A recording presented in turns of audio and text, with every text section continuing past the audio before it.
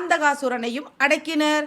பின்னர் முனிகள் அனைவரும் ஒரே வடிவமாகி கலியுகத்தில் மக்களை காப்பதற்காக பூமிக்கு வந்தனர். இவர்களுடைய அம்சமாக விளங்குபவர்தான் இந்த முனியப்பன்.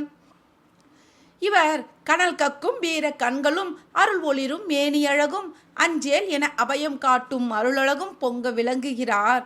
நீண்ட தூரம் பயணம் புறப்படுபவர்கள் தங்களுடைய வாகனங்களுடன் இங்கு வந்து முனியப்பனை வணங்கிய பிறகுதான் பயணம் செல்கின்றனர். தங்களுடன் பாதுகாப்பாக அந்த முனியப்பனே உடன் வருவதாகவும் நம்புகின்றனர். இந்த கோவிலானது 500 முதல் 1000 ஆண்டுகளுக்கு முற்பட்ட கோவில். இது சேலத்தின் காவல் தெய்வமாக விளங்கும் இவர் இரவில் சேலம் நகரின் காவல் பணிக்கு செல்வதாகவும் நம்பப்படுகிறது. இங்கு குழந்தை வரம் வேண்டி திருமண தடை நீங்குவதற்காக இங்குள்ள முனியப்பனிடம் வேண்டிக் கொள்கின்றனர்.